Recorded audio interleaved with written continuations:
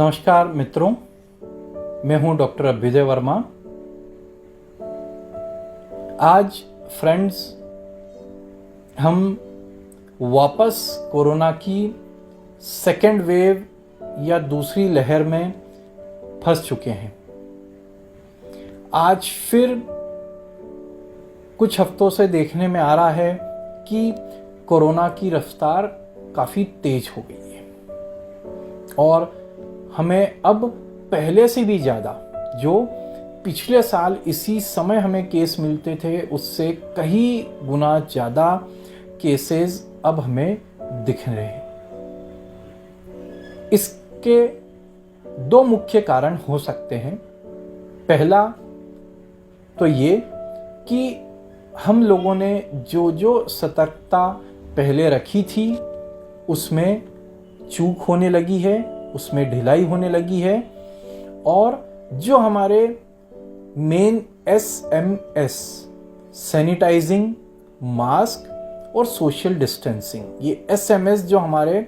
3 नियम हमें मानने थे कोरोना को पूरी तरीके से ख़त्म करने के लिए, उसके संक्रमण की चेन रोकने के लिए, वो हम कहीं भूल गए हैं और ये वापस फैल रहा है, सिर उठाने लगा है। और दूसरा कारण ये भी हो सकता है कि इसके काफ़ी नए स्ट्रेन्स आ गए हैं, काफ़ी म्यूटेशन समय के साथ साथ कोरोना वायरस में हो गए हैं और वो हमसे, हमारी दवाइयों से, एनवायरनमेंट से, एटमॉस्फेयर से लड़ने के लिए अपने रूप बदलने लगा है, जिससे वो हमें आसानी से डॉज कर सके या धोखा दे सके और हमें वापस इन्फेक्ट कर सके। और इसमें मैं यही कहूँगा कि आज हमारे पास बचने के लिए सिर्फ और सिर्फ एक ही तरीका है, वो है SMS। और जहाँ तक हो सके अगर आप वैक्सीनेशन के दायरे में आते हैं तो अपना वैक्सीनेशन आप जरूर कराएं। मगर ये भी देखने को मिला है कि वैक्सीनेशन में भी अगर म्यूटेशन के बाद वायरस का स्ट्रेन चेंज हो गया है तो कुछ स्टडीज़ में ऐसा लग रहा है कि वैक्सीनेशन होने के बाद भी वो कारगर सिद्ध नहीं हो पा रही है। तो फिर हमें बचता वही है जो आज से साल भर पहले हम करते थे, सैनिटाइजेशन, सोशल डिस्टेंसिंग और मास्क का रेगुलर उपयोग करें। और आज सबसे बड़ी चीज हमें ये देखने को मिल रही है, पिछले साल से क्या चेंज आया है, वो चेंज ही आया है कि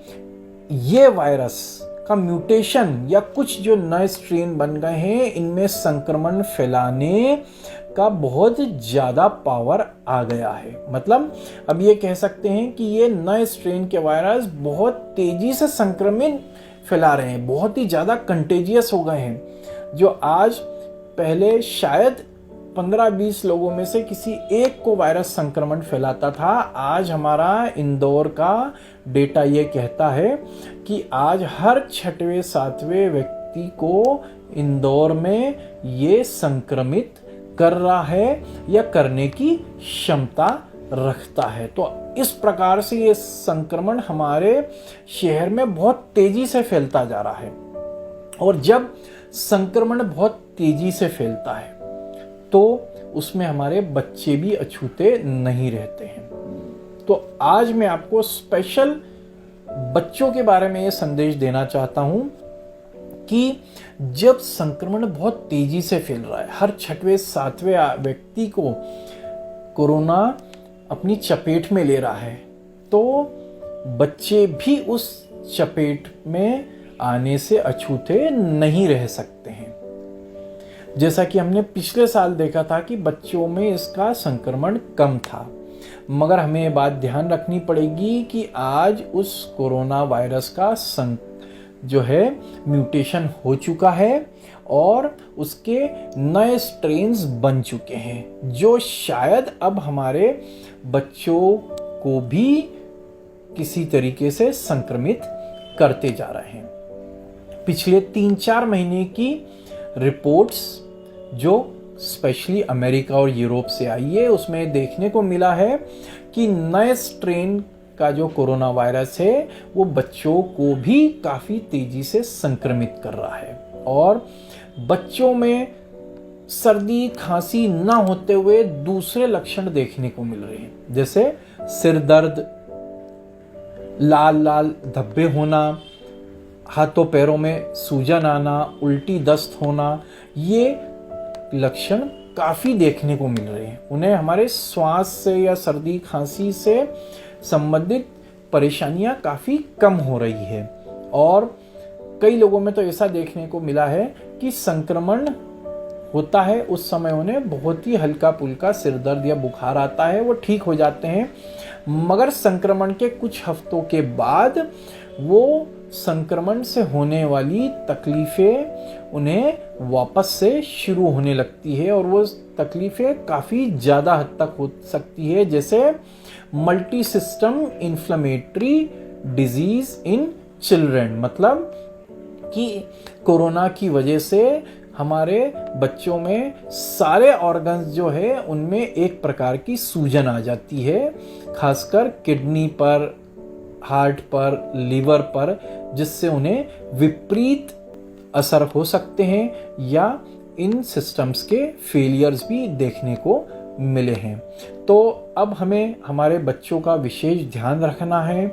मैं ये संदेश देना चाहूँगा कि जैसा हम अपना ध्यान रखते थे वैसे ही बच्चों का भी ध्यान रखें, उन्हें भी हम प्रॉपर सैनिटाइजेशन का, दूरी रखने का, मास्क पहनने का समय समय पर उन्हें हम बराबर ध्यान देते रहें। तो मेरी आप सबसे विनती है कि कृपया अपने बच्चों को इसके लिए आप प्रॉपर गाइडेंस दें, उन्हें आप प्रॉपर एजुकेट करें कि अब जो कोरोना वायरस नया आ गया है इसकी संक्रमण की क्षमता बहुत ज़्यादा है और ये बच्चों को भी संक्रमित कर सकता है। पहले हमारा ये मानना था कि बच्चों की इम्यूनिटी अच्छी होती है, बच्चों में कुछ ऐसे हार्मोनल चेंजेस होते हैं, बॉडी का स्ट्रक्चर ऐसा होता है जिसकी वजह से उन्हें ये संक्रमण बड़ों की तुलना में आधा होता है। मगर स्टडीज में देखने को मिला है कि नया स्ट्रेन उन सब बाधाओं को दूर करके अब बच्चों में और बड़ों में सेम संक्रमण कर रहा है। हो सकता है हम बच्चों को नज़रअंदाज करें और उनकी तकलीफें काफ़ी बढ़ जाएं, तो ध्यान दें। Thank you.